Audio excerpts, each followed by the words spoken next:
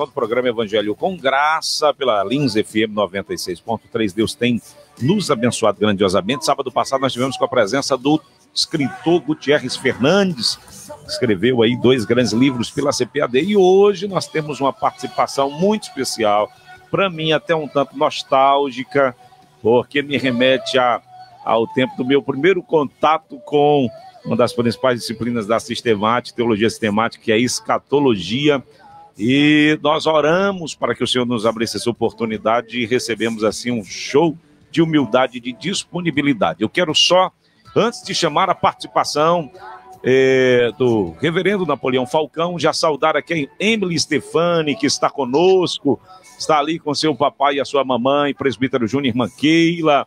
Irmã Jaqueline diz: o programa hoje está abençoado. Obrigado, pastor Gilmar, por fazer brotar em nossos corações a paz.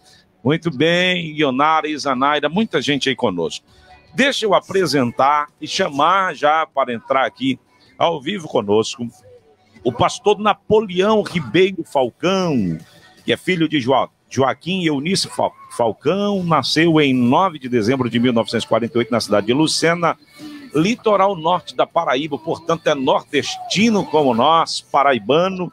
Pastor Napoleão Ribeiro Falcão teve seu encontro pessoal com o Senhor Jesus do ano de 1969, na cidade de Lucena, quando estava sentado em uma cadeira de barbeiro.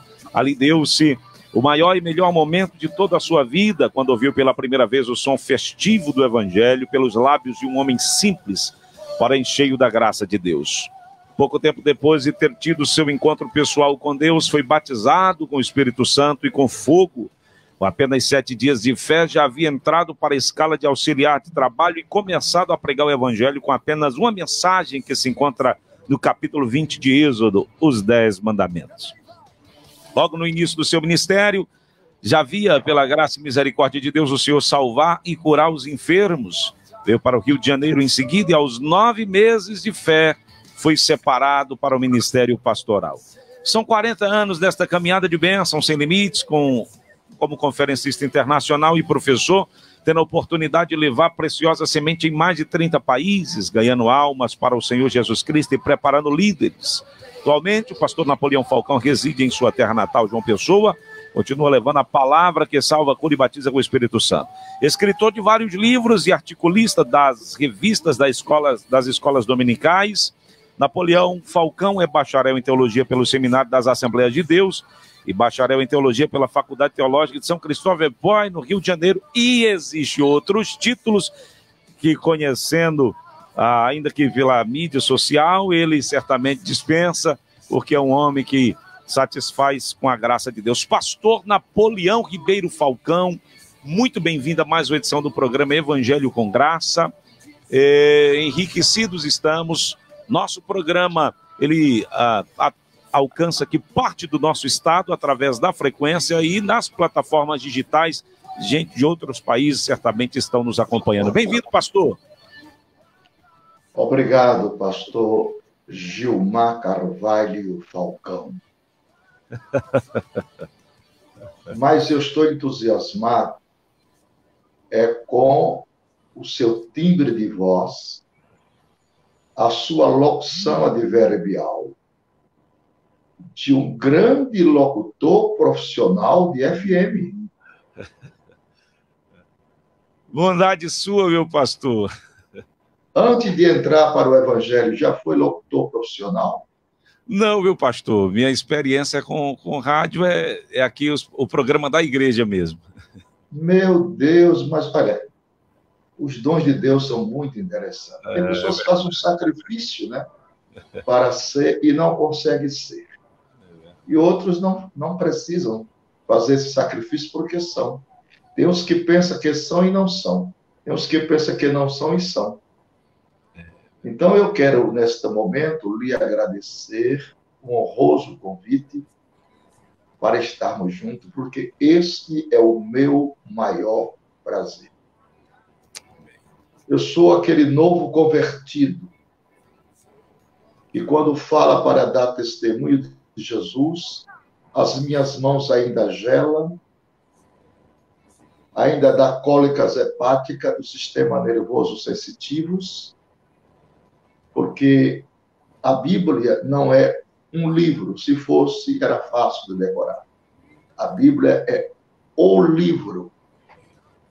Não se entende a Bíblia pelos anais da mente, como regra de 3 simples e composta, como teoremas de Pitágoras ou de Pitot, e como produto das hipotenusas. A Bíblia é o livro de Deus.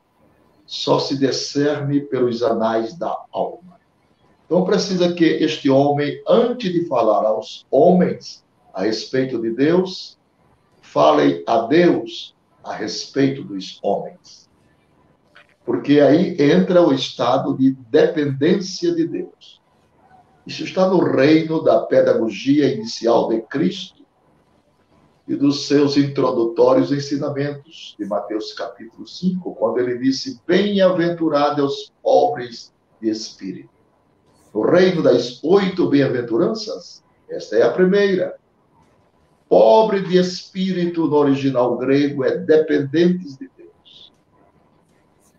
O grande prejuízo das pessoas que se diz fazer parte do Evangelho, pregar o Evangelho, é a perda da dependência de Deus.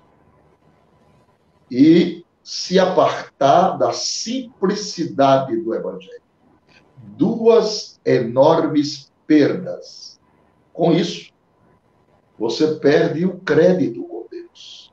Porque os valores do Evangelho é antagônico à racionalidade dos homens. Por exemplo, no Evangelho, o maior é o menor. No Evangelho, quem se humilha é exaltado. No Evangelho, quem chora é bem-aventurado. São os paradoxos da fé, são as incógnitas da palavra. Por isso, Jesus disse: as minhas palavras são espírito, é vida. Então, é a alma que deve prescrutar pela sondagem dos espíritos as grandezas assíduas, marcantes, intermináveis da palavra de Deus. E esta palavra, no seu escrutínio maior, Deus a revela aos simples. Pois a Bíblia diz que os segredos do Senhor é para os humildes. Estamos às suas ordens, pastor Gilmar, para as suas devidas perguntas, para as suas devidas inquirições. Amém. Meu pastor, eu estou aqui deslumbrado, eu estou aqui maravilhado, porque deixa eu lhe contar uma experiência com o seu ministério. Eu ainda na minha infância ouvia muito as fitas cassetes. Uma das mensagens que a gente mais ouvia era os 7 cavaleiros do Apocalipse. E até em disco de vinil eu ouvia essa pregação, porque tinha. Para quem não conhece, está nos acompanhando e alguém talvez não saiba da grandeza que Deus está nos proporcionando nessa tarde. Pastor Napoleão Falcão, tido como um dos maiores ícones da obra de evangelização na nossa nação, e por que não dizer em outros países, um dos maiores evangelistas vivos, né? E lúcido, como ele mesmo diz. Eu ouvi uma vez uma pregação 7.2 sem vazar óleo, né, pastor? 7.1. 7.1, isso, 7.1 sem vazar óleo. E quem não quiser ficar velho, morra novo. Morra novo. É verdade. Ou então ore para que logo aconteça o arrebatamento, né, pastor? Então, amém. Eu estou feliz demais, feliz por sua participação. Agradecer ao pastor Sóstenes, que fez essa intermediação. A gente vem acompanhando. Ultimamente, o senhor tem contribuído muito com a escatologia do nosso país, a teologia que tem sido ignorada por muitos segmentos, mas eu louvo a Deus. Pastor, nós vamos dividir o nosso programa em 2 blocos. No primeiro bloco, nós vamos fazer alguns questionamentos a respeito da escatologia, área que o senhor domina, recebeu essa graça divina, somada ao seu muito esforço e ao muito tempo de experiência com a qual vem lidando com esse assunto. E no segundo bloco, o senhor terá liberdade para trazer uma palavra de Deus aos nossos ouvintes, uma vez que muita gente também que não professa a fé cristã nos ouve, nos escuta. O senhor vai ter até às 13h40. O nosso programa termina às 14 horas. O senhor pode usar menos tempo, mais tempo. O programa hoje é seu, pastor. Tá bom? A gente começa falando sobre teologia para leigos, mais especificamente escatologia para leigos. Pastor, dê-nos um apanhado geral do que significa escatologia. O que é escatologia? Bom, pastor Gilmar, os fundamentos doutrinários da fé cristã se dividem em 3 grupos. Os mais fáceis, os menos fáceis e os mais difíceis. Os ensinamentos mais fáceis da teologia são os ensinamentos relacionados com o plano da salvação. É mais fácil para o homem ser salvo do que abrir uma porta. É mais fácil para o homem ser salvo do que tirar o lenço do bolso. É mais fácil para o homem ser salvo que sentar em uma cadeira. A única coisa que o homem faz para ser salvo é somente crer. Atos, capítulo 16, e versículo 31. Como está escrito: crê no Senhor Jesus e serás salvo, tu e a tua casa. Quer dizer, Deus reduziu a nossa salvação, a salvação da humanidade, ao nível irredutível. Então, da salvação da alma não se pode reduzir mais nada. Pode, mas não se deve. Porque a única coisa que você faz é crer. Não precisa pagar promessas. Não precisa subir degraus de qualquer templo religioso, de joelhos. O sacrifício da expiação já foi feita pelo Cordeiro de Deus, Jesus Cristo. O segundo grupo são os ensinamentos menos fáceis. Os ensinamentos menos fáceis estão incrustados sobre os dons espirituais. E quem ensina sobre os dons espirituais tem que ter muito equilíbrio. Você não pode ficar tanto à praia nem ir tanto ao mar. Tem que haver equilíbrio. Se você solta muito, o povo fica fanático. Se você segura demais, o povo fica frio. Quando Deus coloca uma nuvem no deserto para proteger Israel do sol, aquela nuvem do deserto, durante o dia, era a nuvem de proteção. Quem dirigia Israel era a coluna de fogo. Então, de dia Deus protegia e de noite Deus dirigia. Na nuvem de proteção que Deus ostentou no deserto, Deus deu uma lei, porque Deus é um Deus de leis. As leis cerimoniais foram abolidas pela graça, mas as leis morais permanecem. Jesus não veio desfazer a lei, mas cumprir a lei e dar à lei um novo tom. Pois estava escrito, disse Jesus, na lei, que quando uma mulher fosse pega em flagrante adultério, a tal seria apedrejada. Ele disse: eu, porém, vos digo, aquele que olhar para uma mulher, atentando com ela no seu coração, já cometeu pecado. Jesus não descumpriu a lei, ele espiritualizou a letra da lei. Quando Deus coloca a nuvem no deserto, Deus dá uma lei a Israel. Não ande na frente da nuvem e nem atrás. Deus estava falando de duas coisas. Na frente da nuvem significa, hermeneuticamente falando, não seja fanático. Atrás da nuvem significa, hermeneuticamente falando, não seja formalista. Ande debaixo da nuvem. Porque a vitória não é de quem corre, a vitória é de quem chega. Porque muitos correm, porém não chegam, cansam no caminho. As doutrinas mais difíceis é escatologia bíblica, que são assuntos que abrangem o futuro. E conhecer o futuro no presente só por uma divina revelação do Espírito.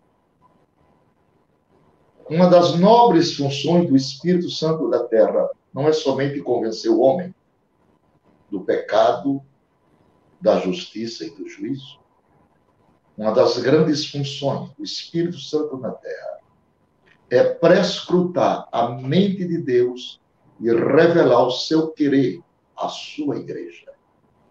O Espírito Santo prescruta a mente de Deus, sonda a mente de Deus e revela o querer de Deus.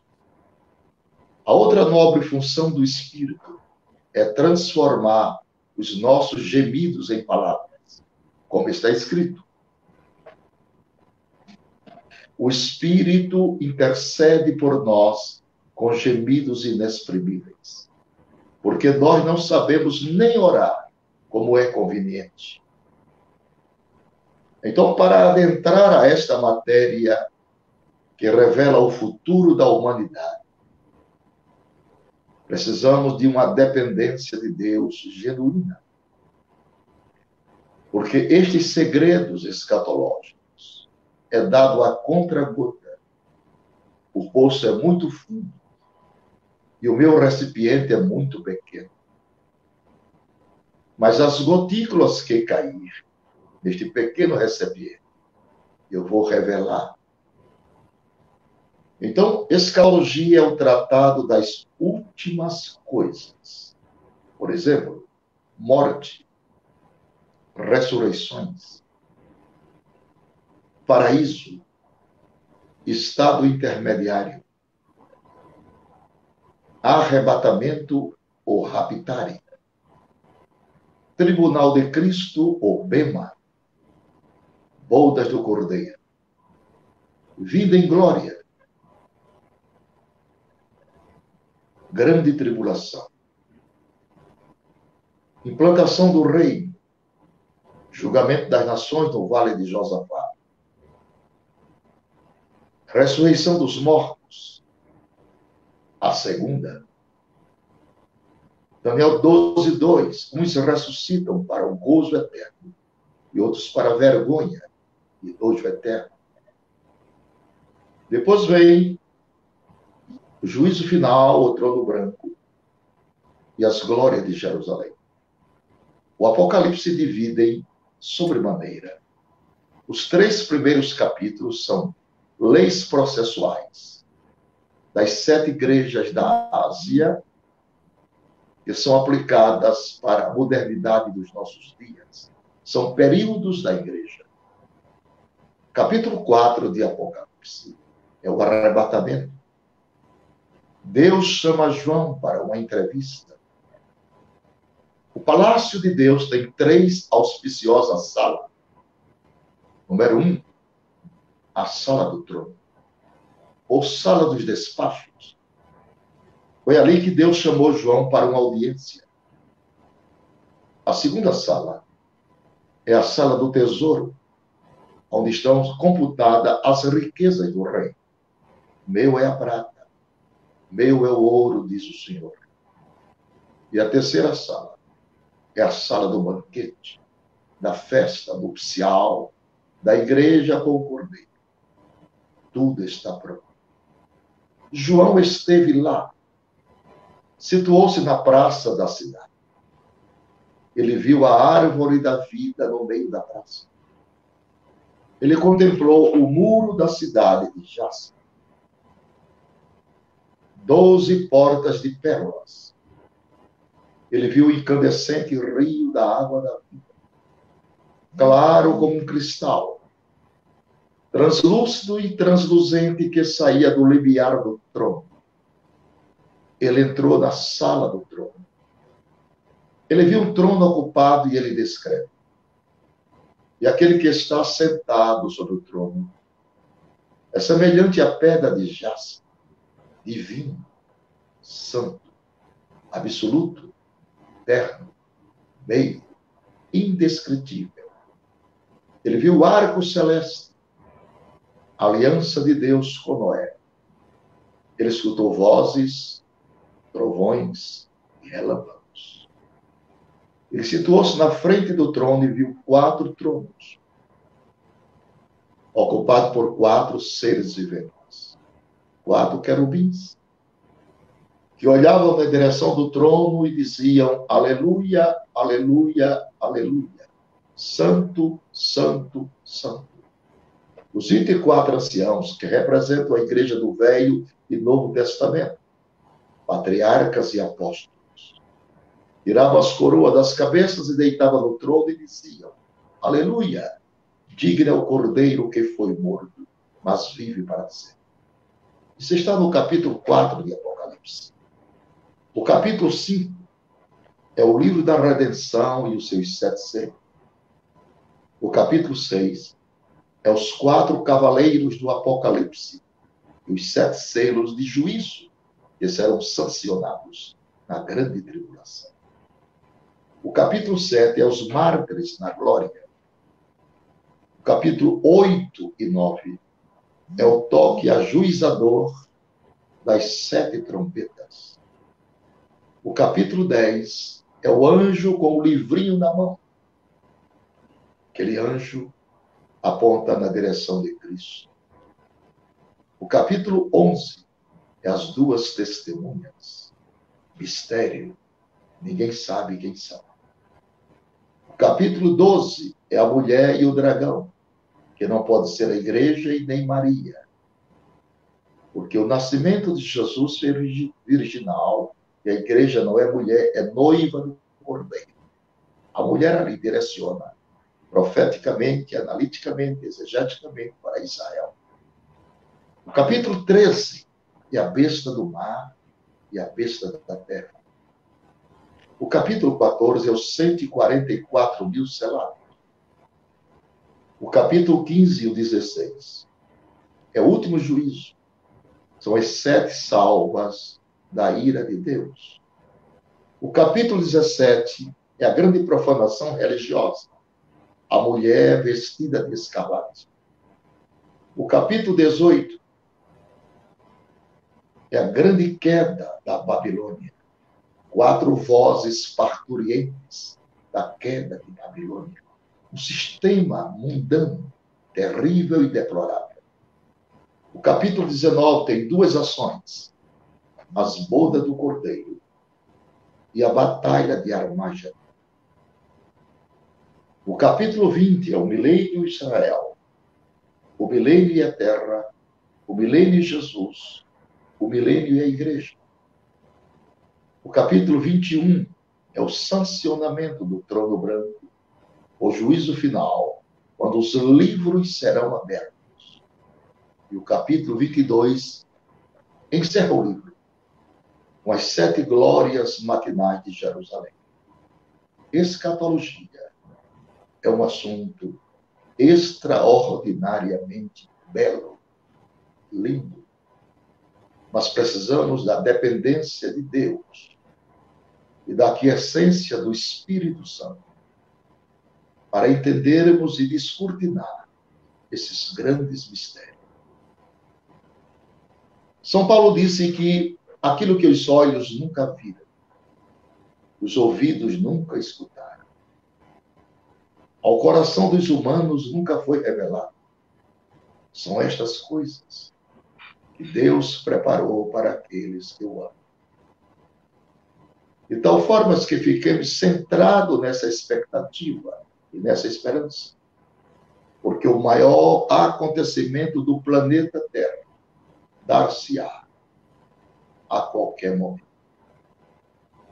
Pois a hora do arrebatamento eu já sei e vou falar.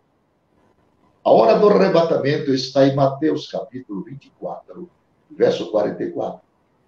Pois daquele dia e hora,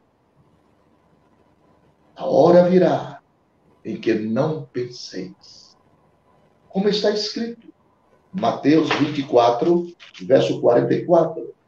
Por isso, estas vós atentos, porque o Filho do Homem virá a hora em que não penseis. Esta é a hora do arrebatamento. Se aproxima aceleradamente. Primeiro, o Espírito testifica com a palavra. Estamos às portas. Quando João falava, filhinho, é já a última hora. Ele falou isso há mais de 2000 anos passados. Agora não é mais a última hora. Agora não é mais os últimos minutos. Agora não é mais os últimos segundos. Ele já está às portas para levar o seu povo para a eternidade. Então estejais todos atentos, como está escrito. O Senhor virá a hora em que não penseis, como relâmpago, como ladrão de noite. Assim como foi nos dias de Noé e de Ló. Ouvidos aguçados, sensibilidade auditiva, porque a qualquer momento a trombeta soará.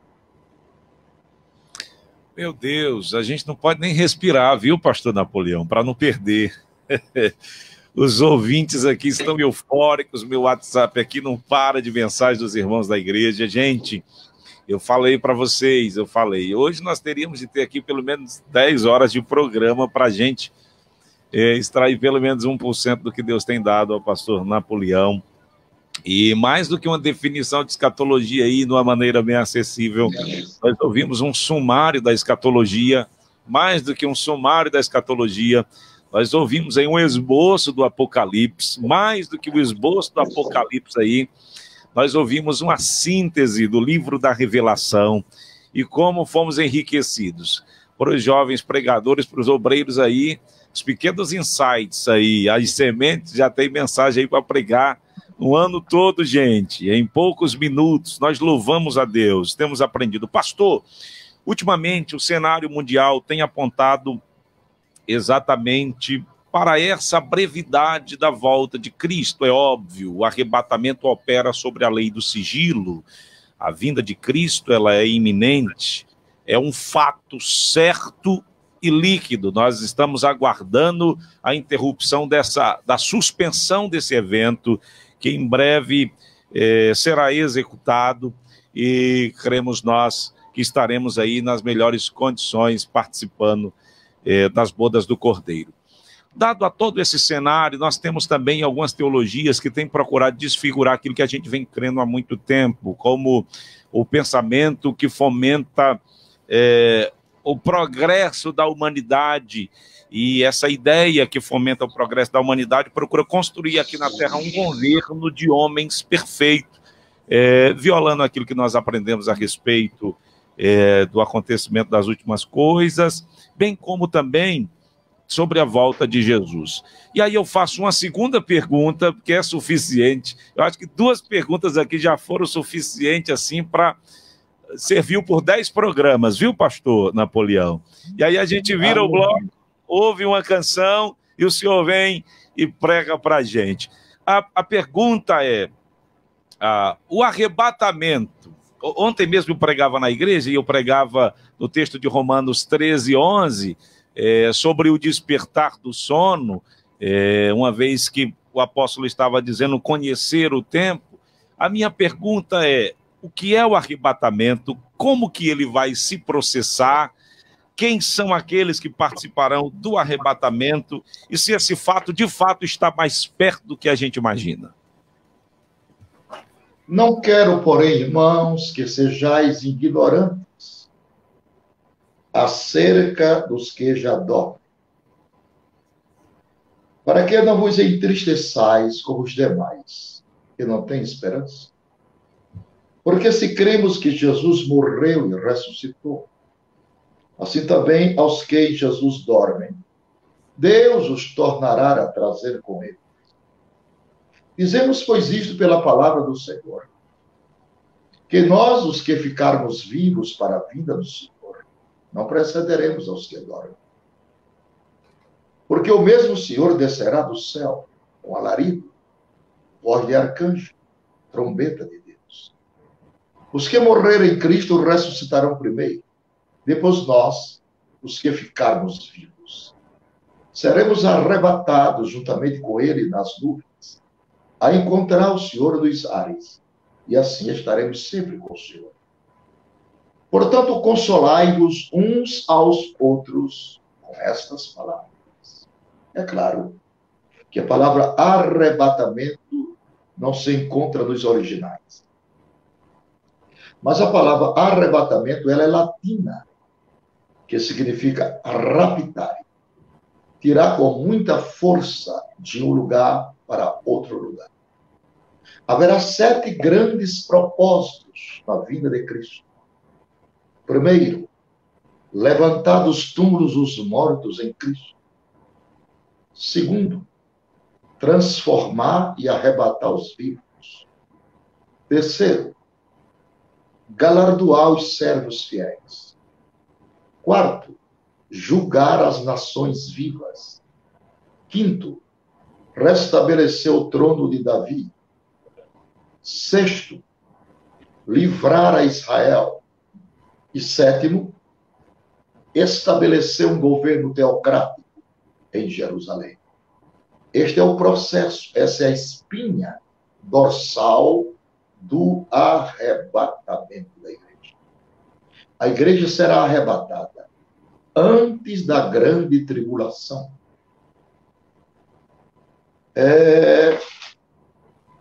Mateus capítulo 24, versículo de número 8. Mas todas essas coisas são princípio das dores. Segundo a ciência, uma mulher, para dar à luz, ela pode sentir de 60 até 100 contrações. Essas contrações evidenciam-se no palco da escatologia, como sinais que estão acontecendo no mundo vigente. Então, nós estamos vivendo as últimas contrações para acontecer o rapto da igreja. Por que é que a igreja não adentra a grande tribulação? Nós temos explicitamente motivos claros e bíblicos para crermos que a igreja do Senhor não passará pela grande tribulação. Por exemplo, abramos a nossa Bíblia em 2 Pedro, capítulo de número 2, versículos 5, 6 e 7. 2 Pedro 2, 5, 6 e 7. E não perdoou ao mundo antigo, mas guardou a Noé, pregoeiro da justiça, com mais 7 pessoas, ao trazer o dilúvio sobre o mundo dos ímpios. E condenou a subversão às cidades de Sodoma e Gomorra, reduzindo-as a cinza e pondo-as para exemplo aos que vivessem impiamente. Verso 7. Livrou o justo Ló, enfadado da vida dissoluta dos homens abomináveis. Pedro traz a lume o Velho Testamento. Pedro traz a lume o capítulo 7 de Gênesis e o capítulo 19 de Gênesis. Estes homens de Deus tinham familiaridade com o Antigo Testamento. O que é que eu aprendo aqui? É que todas as vezes que Deus vai sancionar juízos coletivos, ele tira o justo primeiro. Eu vou repetir. Todas as vezes que Deus sanciona juízos coletivos, ele tira o justo primeiro. Se não vejamos em Gênesis 18, na intercessão de Abraão, por amor de 50 justos, não destruirei a cidade. Por amor de 20 justos, não destruirei a cidade. Por amor de 5 justos, não destruirei a cidade. Por amor de 1 justo, não destruirei a cidade. Então, o juízo de Deus será sancionado depois que Deus levar os justos da terra. Assim como aconteceu com Enoque e com Elias. antes da grande apostasia de Israel, Deus levou estes homens para a glória. Assim se sucederá à igreja, como está escrito em Apocalipse, capítulo 3, e versículo 10. Olha que lindo é esta palavra. Apocalipse 3 e 10. Diz assim a Bíblia: como guardastes a palavra da minha paciência, vírgula, também eu te guardarei. Se a igreja tivesse que passar pela grande tribulação ou adentrar a mesma, ao invés de ser eu te guardarei da hora, diria eu te guardarei na hora. Então, não é na hora, é da hora.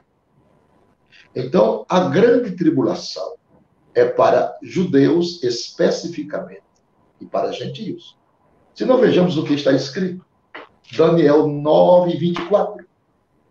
Daniel, capítulo 9, versículo 24. Olha que escritura linda essa de Daniel 9, 24. Está escrito: 70 semanas estão determinadas sobre o teu povo. Esse teu povo aqui não é gentios. Esse teu povo aqui é judeus. E sobre a tua santa cidade. A tua santa cidade aqui é Jerusalém. A grande tribulação é para 6 propósitos. Primeiro, extinguir a transgressão. Segundo, dar fim aos pecados. Terceiro, expiar a iniquidade.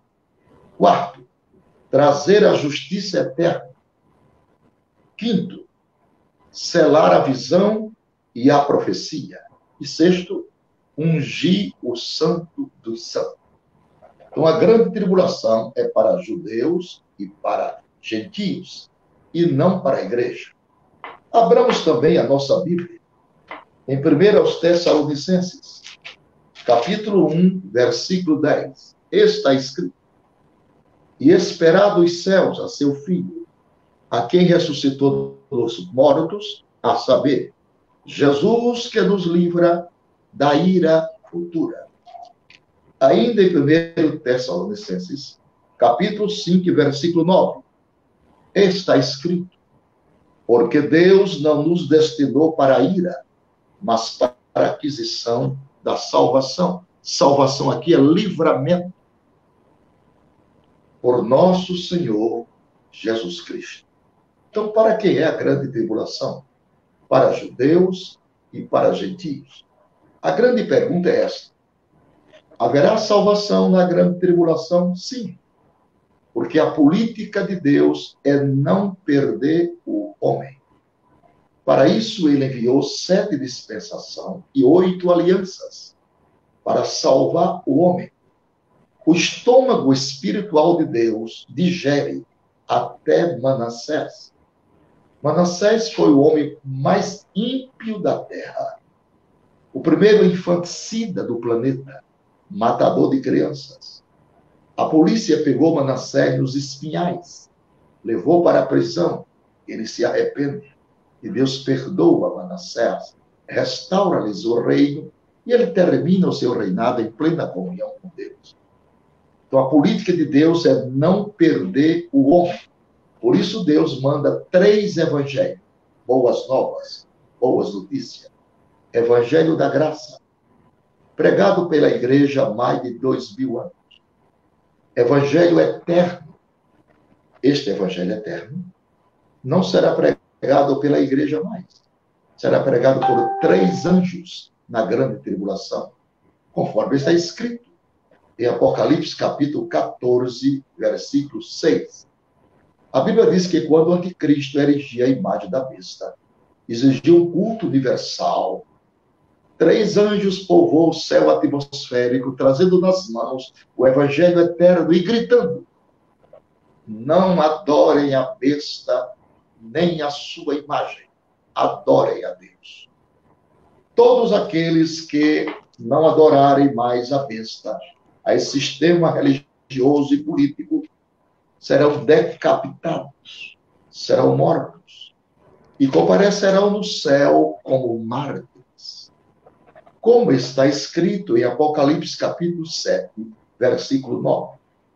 Depois destas coisas, olhei, e eis aqui uma multidão a qual ninguém podia contar, de todas as nações, tribos, e povos, e línguas, que estavam diante do trono, e perante o Cordeiro, trajando vestes brancas, palma nas mãos.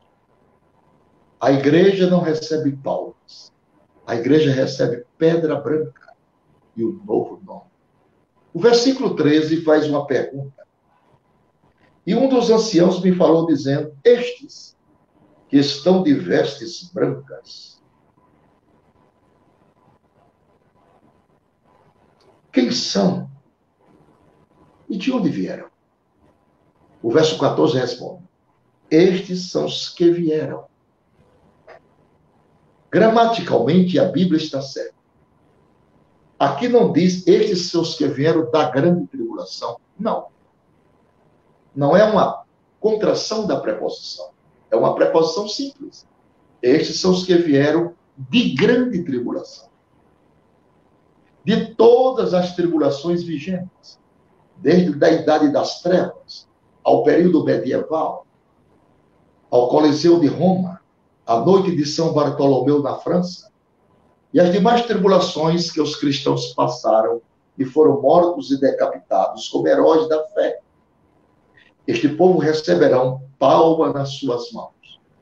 Então, na eternidade, haverá dois povos.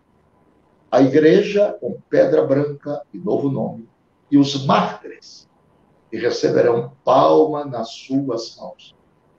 Serão salvos mediante a rejeição do governo totalitário da besta. O último evangelho a ser pregado, porque a igreja não prega o evangelho para todo mundo.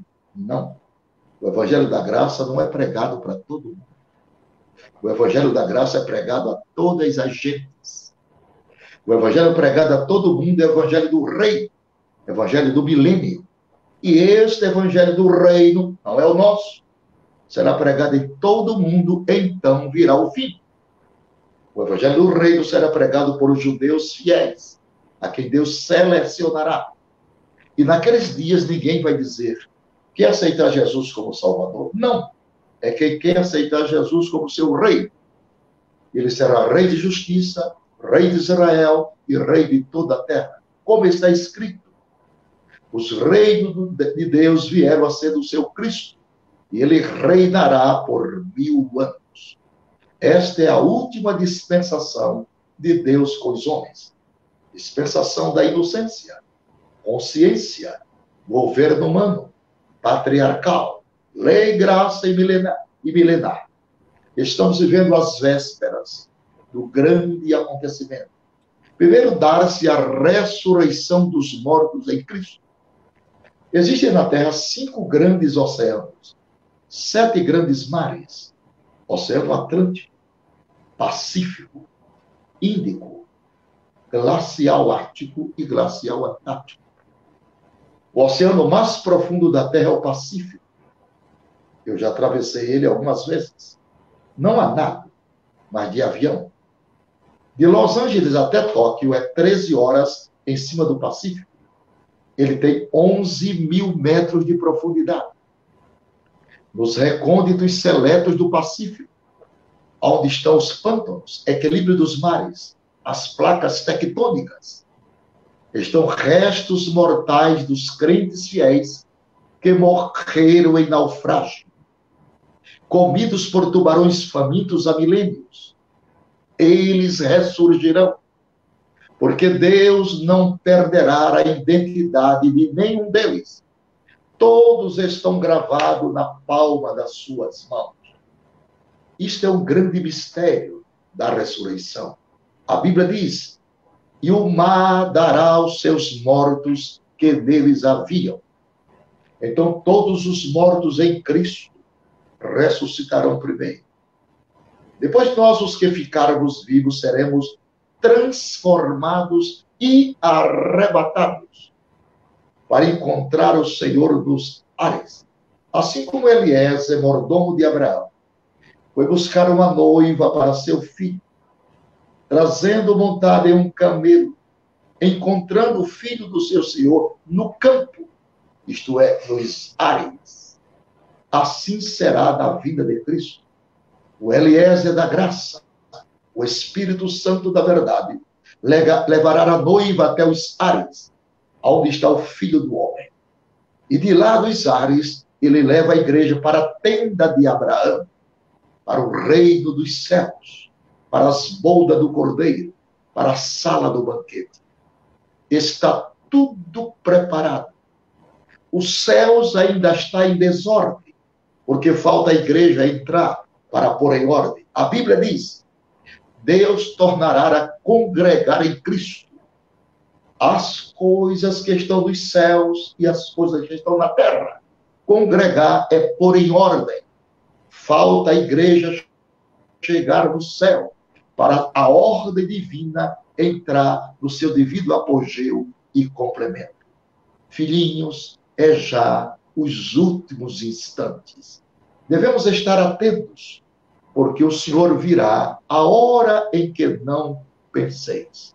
De súbito, repentinamente, o ladrão vem a hora em que ninguém espera, para buscar as coisas mais preciosas.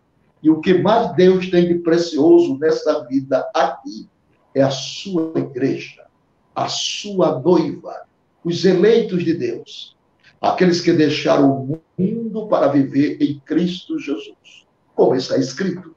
Agora, pois, já nenhuma condenação há. Verbo haver significa existe para os que estão em Cristo Jesus. De tal forma, irmão, andemos como filhos da luz, gravitando os nossos ouvidos espirituais para cima.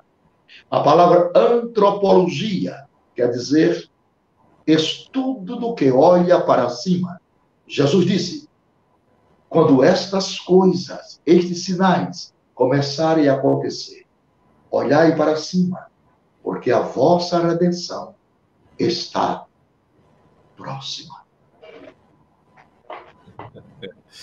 Meu Deus, pastor, o povo está eufórico.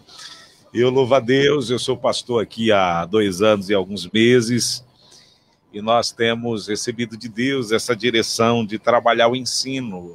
Esses dias eu ouvi um pregador falando, e eu achei muito interessante, que tem faltado doutrina, e as pessoas confundem muito a questão da doutrina com o discurso moralista, com a questão de uso e costumes, mas a doutrina é isso, é o que nós estamos ouvindo aqui, não tem outra coisa para pregar senão doutrina, não é? E que ensinamento maravilhoso. Pastor, eu já vou, eu sei que é deselegante, mas eu já vou aqui, de público, dizer que o senhor vai ter que vir a Baturité, atender uma agenda com a gente, para passar aqui pelo menos 3 dias ensinando para a gente escatologia. Eu já fui informado do curso de escatologia que o senhor tem, e nós vamos nos preparar para que o senhor venha aqui nos abençoar. E vou fazer um convite público. Eu sei que o senhor está compromissado aí, mas a gente faz o que for possível. Quais as possibilidades de o senhor voltar sábado que vem no mesmo horário para continuar ensinando escatologia para a gente? Vamos sim. Estou às suas ordens, pastor Gilmar. Amém, amém. Pronto, então na semana eu ajusto isso. Caso seja possível, a gente já lança o card e o senhor volta, porque o povo está eufórico e vai ser muito bom. Tá bom, meu pastor? Olha, gente, já são 13 horas e 25 minutos, a gente nem percebe que o tempo vai embora. Não é, meu amigo Marquinhos? O Marquinhos é o sonoplasta aqui, ele é da emissora mesmo, ele fica maravilhado com o que Deus está fazendo aqui, falando aos corações, e a gente tem escatologia aqui sendo falada para todas as gentes, para todos os povos, que não é questão só de quem professa a fé cristã. Nós precisamos considerar a Bíblia como a constituição de todas as nações, como a verdade de Deus. Crendo ou você ou não, ela é a verdade de Deus, e é preciso se submeter a essa verdade. Viu, pastor? Eu programei algo aqui, mas nós estamos, que nem a gente diz aqui na terrinha, sabe? A gente que é matuta, a gente diz, nós estamos inebriados. Inebriados com a verdade, com o texto bíblico revelado. Eu lhe faço uma pergunta, e a gente já se despede desse quadro. Daqui a pouco o povo vai começar a comentar aqui, já foi, mas é isso mesmo. Tem um pastor aqui que diz que é melhor deixar com sede do que matar afogado, né, pastor? Então, então eu lhe faço uma pergunta e aí o senhor responde e já encerra para a gente também finalizar mais uma edição do programa Evangelho com Graça. A pergunta é: os salvos na grande tribulação participarão das bodas do Cordeiro? Possivelmente, sim. Eles se agregarão à igreja do Senhor Jesus. É uma grande multidão. Eu espero vê-los na eternidade. Porque a eternidade é uma coisa tão interessante. Primeiro, os corpos espirituais não estarão mais sujeitos às leis da física. Não ocupa tempo e nem espaço. E alguém pergunta, nós vamos nos reconhecer os mártires com a igreja? Claro. Nós não vamos para o céu de ignorantes. Rui Barbosa já titularizava na introdução de um dos seus livros, o maior jurista desta nação. A ignorância é o principal fator dos erros e dos crimes. Então, lá na eternidade, você ouve como se estivesse ouvidos.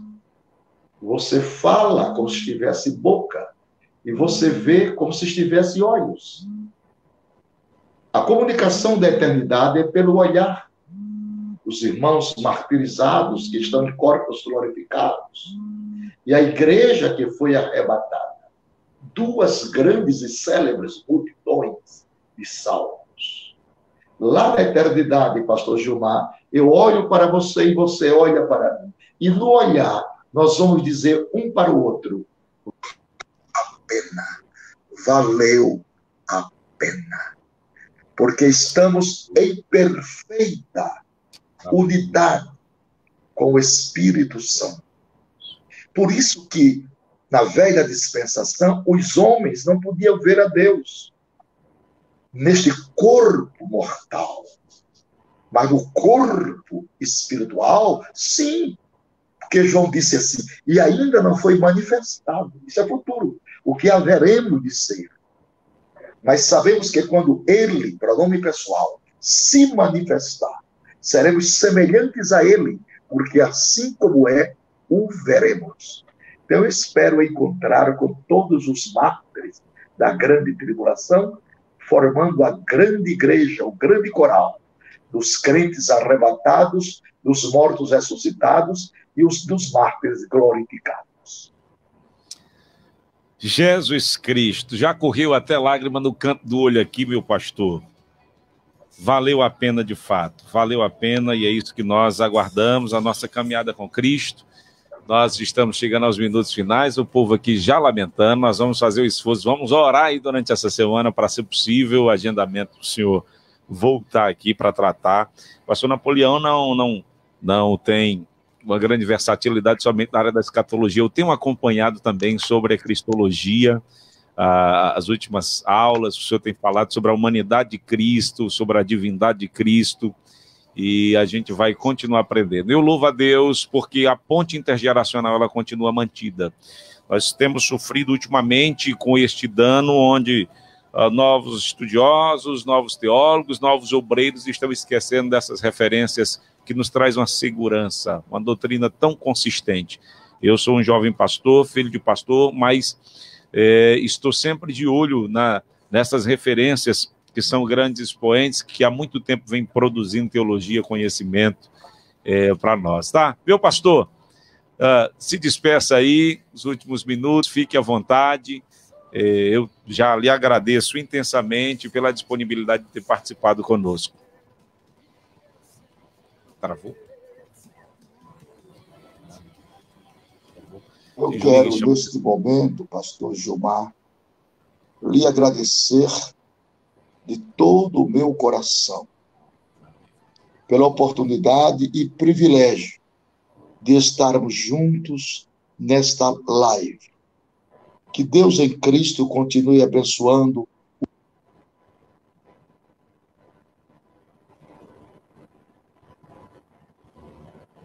Caiu. Minha gente, caiu. Que coisa. Não sei se a gente volta. Mas nós vamos a 2 canções, aliás, 3 canções. Vou ver se eu consigo tocar aqui 3 canções. Uma em homenagem à irmã Bahia, que há muito, desde o começo do programa ela vem pedindo. Irmã Bahia, daqui a pouco a gente toca Elcio Rodrigues, Apocalipse. Nós temos também Lauriette, eu já estou preparando uma outra aqui para gente tocar, tá bom? Que é do Marcos Antônio, valeu a pena. Mas vamos ouvir essa canção com Lauriette. Vamos lá.